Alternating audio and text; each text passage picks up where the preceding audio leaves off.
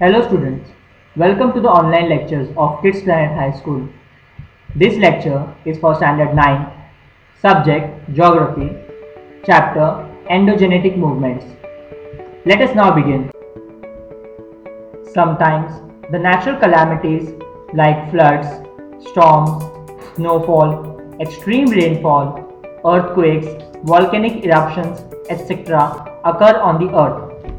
Natural calamities like earthquakes and volcanic eruptions occur because of the movements below the Earth's surface. There is loss of life and property because of natural calamities. Why does these natural calamities occur? Natural calamities occur because of the tremendous energy is released by radioactive materials in the mantle. These energy waves travel from one place to another. Due to such a flow of energy, instability is caused in the mantle. Generally, these movements in the Earth's interior occur in the upper layer of the mantle. Classification of endogenetic movements is based on three things: velocity, direction, and landforms.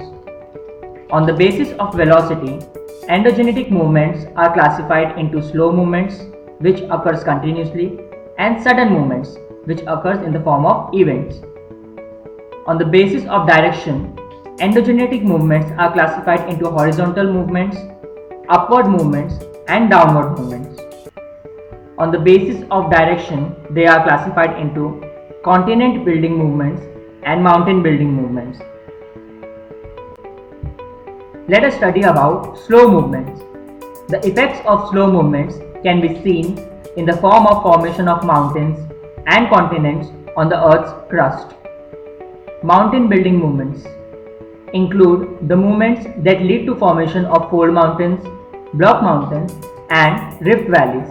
Let us study about the fold mountains.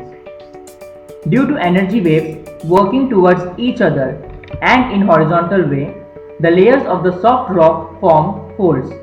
As a result, the surface of the earth gets uplifted and the fold mountains are formed. For example, the Himalayas, the Aravallis, the Rockies, and the Andes, the Alps, etc. are examples of fold mountains. Let us now study about block mountains. Due to energy waves moving away from each other and in horizontal way, the tension of the layers of the rock increases and it leads to the formation of fractures, which are known as faults in rocks. Similarly, waves coming towards each other in hard rocks also form faults due to compression. When a part of the Earth's crust in between two parallel faults is lifted, it looks like a block. Such a landform is known as block mountain.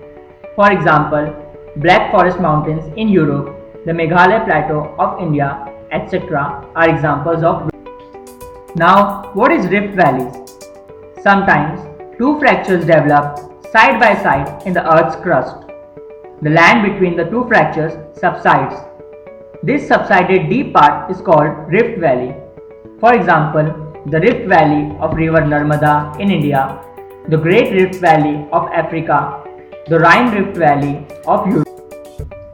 Let us now study about the continent building movements.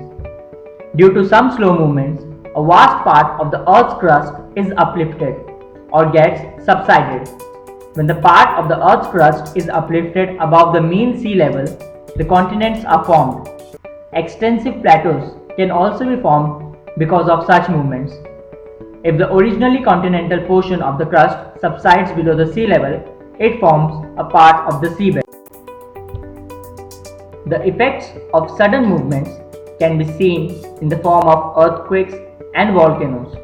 Let us now study about earthquakes. Earth means the ground and quake means the trembling.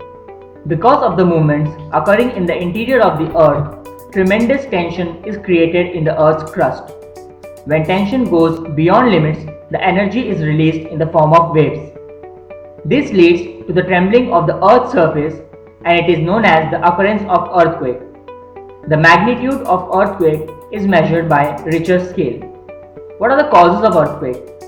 Earthquake can be caused because of several reasons, such as tremendous tension that is created in the Earth's crust due to internal movements, moving of the plates, colliding of the plates, plates sliding one below the other, forming of fractures in the rock layers due to tension in the interior of the earth, or occurring of volcanic eruptions. Let us study about the focus and epicenter of the earthquake. Because of the movements occurring below the earth's surface, tension is created and it keeps on accumulating. High energy is released at the place where this tension mounts up. This is the center of the earthquake. It is called the focus or hypocenter. The place on the earth's surface where the earth waves reach first is called the epicenter of the earthquake. The epicenter is perpendicular. The seismic waves which occurs because of the earthquake can be divided into primary, secondary and surface waves as follows. The primary or P waves. These waves are the first one to reach the surface of the earth after the energy is emitted in the earth's interior. These waves travel from the focus of the earthquake in radial direction. These waves are also called forward-backward waves.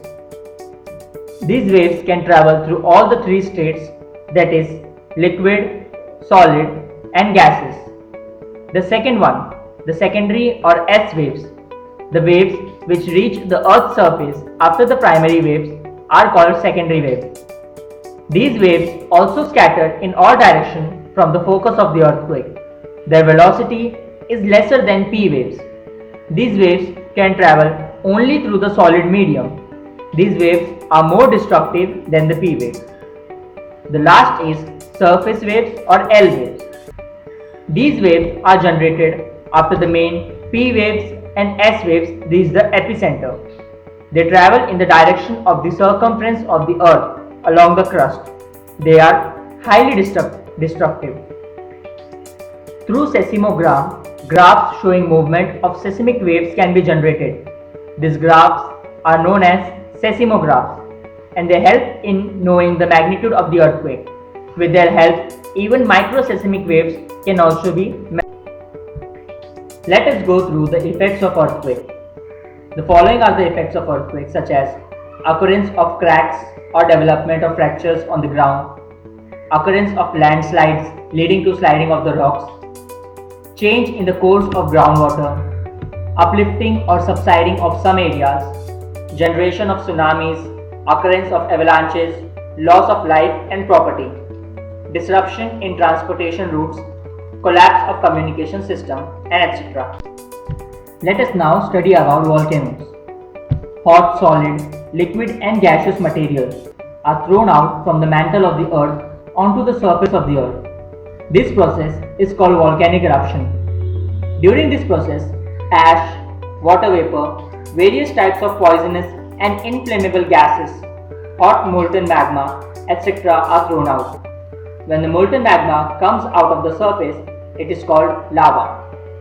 Volcanoes are of two types, central type or conical volcanoes and fissure type.